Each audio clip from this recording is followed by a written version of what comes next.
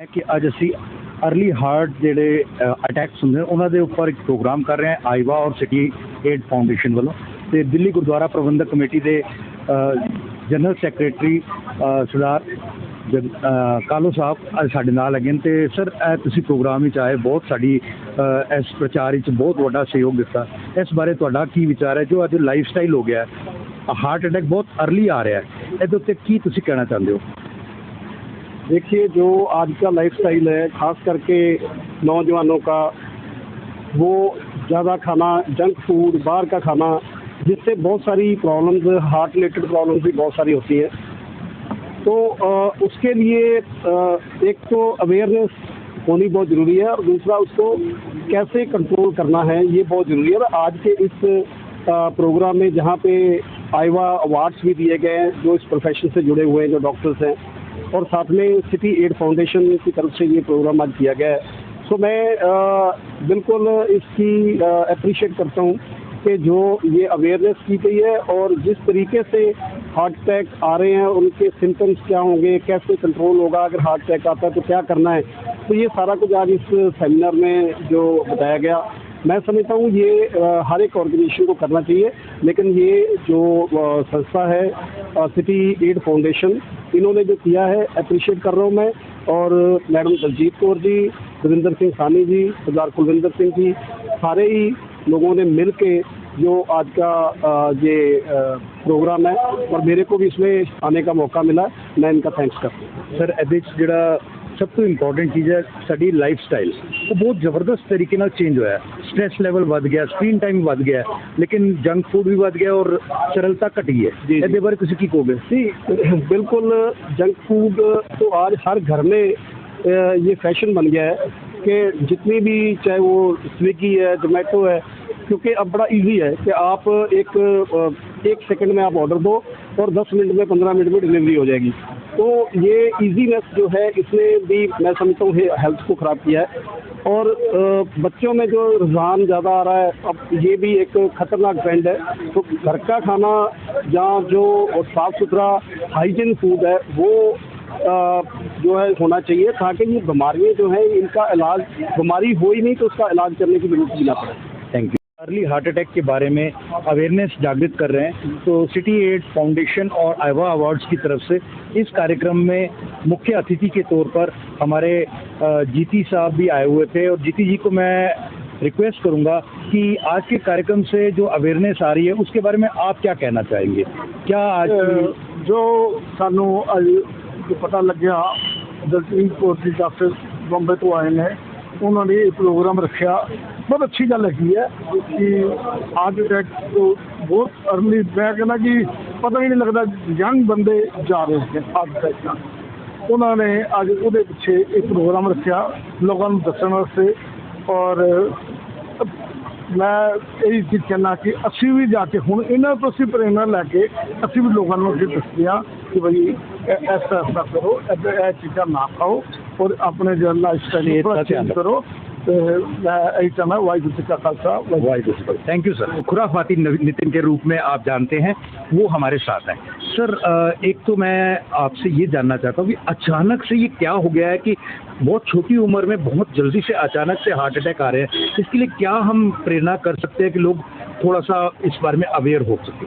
जी जी जी तो पहली बात तो ये बता दूं कि हमें रिस्पॉन्सिबल ब्रॉडकास्ट मीडिया जो हम अवार्ड मिला है मीडिया हाउस का अवार्ड मिला है वो इसलिए क्योंकि बिग एफएम जो है जिस पर मैं आता हूँ 92.7 big FM we are known for this कि हम ऐसे कॉजेज उठाते हैं जो कि लोगों के दिल के करीब हो और ऐसे कॉजेज जो मैटर करते हैं। और कमाल की बात ये कि 2 दिन पहले ही मैंने इसी इशू को उठाया था अपने शो पे बात कर रहा था अबाउट जस्ट दैट कैसे एक 40 साल का लड़का जो है लाजपत नगर में 20 साल जिमिंग करने के बावजूद हाँ जी उसका जो है हार्ट अटैक हुआ एंड बाद में जो है मैंने पढ़ा था उसके बारे में काफ़ी कि उसका फैटी लिवर था और कोई सिम्टम्स नहीं थे उसके इसलिए पता नहीं लगा। So the one thing that I would suggest is एक मेरी रिक्वेस्ट है कि काफ़ी एक्सपर्ट से काफ़ी डॉक्टर से बात की हमने कि आप प्लीज़ टाइम टू टाइम अपना चेकअप कराइए। आजकल इतने हेल्थ पैकेजेस वगैरह देकर जो है अच्छे सस्ते में ही आपके टेस्ट अच्छे हो जाते हैं अच्छे कंपनियां कर देती हैं।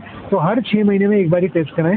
अगर आप अपने आप से प्यार करते हैं तो आप ये ज़रूर करेंगे। देखिए बहुत ज़रूरी है माँ बाप से प्यार करना अपनी बीवी अपने पति से प्यार करना, पर अगर आप खुद से प्यार नहीं करते हैं, अगर आपको आईना देखकर जो सामने इंसान दिख रहा है वो पसंद नहीं आता है, तो ये जीना व्यर्थ है। तो इसीलिए आईने में जो इंसान खड़ा है, सबसे पहले उससे प्यार करें और हर 6 महीने में जाकर अपना फुल बॉडी चेकअप कराएं। तो इसलिए अपने कार्डियो वाले जो टेस्ट हैं वो जरूर कराएं। हमारी एक खुशकिस्मती ये भी है कि आपके डिपार्टमेंट हेड, उनकी पोस्ट आप प्लीज एक बार बताएं। और जो पर्पस ड्रिवन इनिशिएटिव हम करते हैं ये उसको हेड करती हैं पैन इंडिया बिग एफएम के लिए सुलक्षणा ब्रह्मटा जी भी आज हमारे साथ। सुलक्षणा जी, ये हमारी बहुत अच्छी खुशकिस्मती है कि आप भी आज हमारे साथ हैं। आपने एक बहुत अच्छा काम किया है कि जो प्राइम टाइम है 9 to 11 मॉर्निंग, जब लोग कार में ट्रेवल कर रहे होते हैं, उस समय आपने नितिन जी को रखा है और उसमें आप बहुत पर्पसफुल प्रोग्राम्स एक बड़े अच्छे अंदाज में देते हैं। तो आप आज के कार्यक्रम के बारे में क्या कहना चाहेंगे और क्या आप हमारे दर्शकों को इस बारे में बताना चाहेंगे? पहले तो मैं धन्यवाद करना चाहूँगी कि बिग एफएम जो कि कहता है कि धुन बदल के तो देखो, उसके द्वारा हम एक मीनिंगफुल पर्पसफुल कैंपेन्स को लेकर आ रहे हैं, लोगों तक अवेयरनेस कर रहे हैं। और उसमें हमें जिस तरह की सहभागिता आप जैसे एनजीओज़ की तरफ से मिल रही है, जहाँ पे हमें इनकरेज किया जाता है, लिसनर्स की तरफ से मिल रही है, स्टेक होल्डर्स की तरफ से मिल रही है, तभी हम इस तरह के कार्यक्रम अपने रिनाउंड आरजे जैसे खुरापाती नितिन है उनके द्वारा लोगों तक पहुँचा सकते हैं, वो मैसेजिंग कर सकते हैं। मुझे लगता है कि प्राइम टाइम इसलिए इम्पोर्टेंट है क्योंकि उस समय मैक्सिमम लोग सुन रहे हैं और उन सुबह जब वो जा रहे हैं उनका माइंड फ्रेश है, उस समय वो बात जो कही गई है वो उनके दिमाग में रहने के चांसेस बहुत ज़्यादा हैं। और उस समय अगर ये बात एक बहुत ही रिनाउंड शख्सियत, एक नोन आरजे ये बात उन तक पहुंचाए, तो एक क्रेडिबल मीडिया है रेडियो, तो वो बहुत इम्पैक्टफुल रहता है, जैसा कि हमने देखा है। तो thank you for this award. मैं एक चीज़ और नितिन से पूछना चाहूँगा। नितिन, एक तो बहुत इम्पोर्टेंट है कि 4 घंटे, क्या आप 4 घंटे उस रिकॉर्डिंग में रहते हैं या रिकॉर्डिंग अलग हो जाती है और उसके बाद 4 घंटे वो चलती रहती है? नहीं जी नहीं, लाइव शो है तो 7 से 11 जो आप सुनते हैं उस टाइम पे जब मैं आपसे बात कर रहा हूँ, गाने चला रहा हूँ, ऐड भी चला रहा हूँ काफ़ी, तो ये सब के दौरान जो है हम उसी टाइम पे वहीं पर होते हैं, कहीं जाते वाते नहीं जी। ज़्यादा कहीं बीच में बाथरूम चले जाते हैं वो नहीं, लेकिन डीसीपी अश्विनी कुमार जी हमारे साथ हैं जो कि 40 देशों में भारत का रिप्रेजेंटेशन ऑलरेडी कर चुके हैं जूडो कराटे में और इस समय दिल्ली में पोस्ट मिला है। सर, आज के इस प्रेरणादायक कार्यक्रम से आपको कैसा लगता है? ये क्या जो हमारी लाइफस्टाइल में चेंजेस आ रहे हैं, अर्ली हार्ट अटैक्स हो रहे हैं, ये कार्यक्रम कितना कारगर सिद्ध हो सकता है हमारे लिए? मेरा मानना है कि ये ऐसे कार्यक्रम होने ही चाहिए और लोगों को अपने हेल्थ के प्रति जागरूक होना ही पड़ेगा, क्योंकि जो भी हमारा प्रोडक्ट है वो ओरिजिनल है ही नहीं। जी। इसके ऊपर गवर्नमेंट को चाहिए कि इसकी देखभाल करे, इसकी जांच करे, सब्जी से लेके आटे से लेके और हवा सब दूषित है। जी। इसी वजह से सब कुछ हो रहा है। लोग अपना भूल गए हैं गेम खेलना। मैं तो स्पोर्ट्समैन हूँ, तो एक्सरसाइज वगैरह लोगों ने छोड़ दी है, सिर्फ मोबाइल में रहते हैं। जी। मोबाइल छोड़ के कम से कम आधा घंटा तो अपने लिए दें, स्क्रीन टाइम बढ़ गया है। हाँ जी। तो वो फिर नहीं होगा। इस तरह की बाहर का खाना अवॉइड करना ही चाहिए। जी। और स्पोर्ट्स जैसी कोई एक आउटडोर एक्टिविटीज बिल्कुल सबको ही चाहिए। जो स्पोर्ट्समैन नहीं भी है कम से कम वॉक करे 40 मिनट। जी। कम से कम 40 मिनट वॉक करना ही चाहिए। दूसरों के लिए टाइम दे रहे हैं, अपने लिए टाइम नहीं है, मोबाइल का टाइम है सबको। जी। सर, आप हमारे इस कार्यक्रम से जो हमारी रीच दूसरों तक पहुंचनी चाहिए, एक आंदोलन की तरह, एक बहुत बड़े एक कार्यक्रम की तरह, आप क्या कहना चाहें कि आज की जो नई पीढ़ी है उनको क्या करना चाहिए, कैसे लेना चाहिए इस कार्यक्रम? मैं तो इस कार्यक्रम का बड़ा धन्यवाद करता हूँ। इस तरह के कार्यक्रम होने ही चाहिए, क्योंकि मैं तो कहता हूँ हर 15 किलोमीटर पे इस तरह के प्रोग्राम होने चाहिए, हर मंथली, जिससे लोग जागरूक हों। जी, आपका बहुत बहुत सर, मेरा विचार इसके बारे में ये है, बिकॉज आज का जो स्ट्रेसफुल लाइफ होती जा रही है, लोग इतना स्ट्रेस हो चुके हैं कि इमोशनली भी डिस्टर्ब हो चुके हैं और वर्क प्रेशर्स उनके पास इतना आ चुका है कि वो अपनी फैमिलीज को भी टाइम नहीं दे पा रहे। जी। जिसके बाद में conflict, so many other things are happening, जिसकी बेसिस के ऊपर वाकई ही एक हार्ट ऐसी चीज़ है जो मशीनरी है जो बॉडी को आपको चला रही है। सबसे ज़्यादा पहला असर माइंड के बाद सीधा हार्ट के ऊपर आता है। तो आज अवेयरनेस का ये एक फंक्शन क्रिएट होना एक बहुत अच्छी चीज़ है, ताकि लोग जो है इस चीज़ को समझ सकें, अपने स्ट्रेसफुल लाइफ से बाहर आ सकें और सोच सकें कि हाँ, हमें अपनी ज़िंदगी को जीना है। So that is very good award which is making people aware about the thing. Thank you sir. और दीपक जी को अवार्ड मिला है। और सर मैं चाहता हूं कि आप बताएं कि अर्ली हार्ट अटैक आ रहे हैं, इसके बारे में क्या बात आप सोचते हैं? अर्ली हार्ट अटैक आने का रीज़न है कि आज की डेट में पूरे हिंदुस्तान में स्ट्रेस लेवल बढ़ता जा रहा है। लोग अपनी सेहत पर कम ध्यान रख रहे हैं और बाकी अपने काम को तवज्जो ज़्यादा दे रहे हैं। दोनों चीज़ें पैरेलल चलनी चाहिए, काम भी करना चाहिए और अपने दिल के साथ भी नहीं खेलना चाहिए। यानी दिल के साथ दिल वाला काम करना चाहिए और काम के साथ काम वाला काम करना चाहिए। इसको देखते हुए सुबह हम तो जैसे रूटीन में अपनी योगा पे अपने शरीर के साथ जो भी बेस्ट किया जा सकता है, सुबह आधा घंटा 1 घंटा जरूर लगाना चाहिए हर बंदे को, ताकि शरीर स्वस्थ रहे। हंसना चाहिए, दिल से लगे रहना चाहिए, सबके साथ मिलजुल कर प्यार से व्यवहार करना चाहिए। आपकी बातों का बहुत असर रहेगा और मेरे को लगता है यूथ भी इस बात से बहुत। गिरीश जी को एक आइकॉनिक अवार्ड मिला है। गिरीश जी, आज जो स्थिति बनी है कि अचानक जो अर्ली हार्ट अटैक आ रहे हैं, उस बारे में आपकी क्या जानकारी है और क्या आप दर्शकों को बताना चाहते हैं? इसमें मेरी सबसे बड़ी जो बात बताने की मैं कोशिश करना चाहता हूँ वो ये है कि इंसान को खुश रहना, वाह वाह, खुश रहने के अलावा कौन क्या कर रहा है नहीं देखना चाहिए। आप क्या कर रहे हैं उस पर ध्यान दीजिए।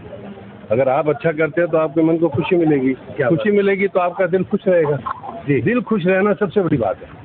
हर हाल हर काल खुशी। यस, बिल्कुल ठीक कहा जी। खुश रहो, आबाद रहो, फरीदाबाद रहो, गाजियाबाद रहो।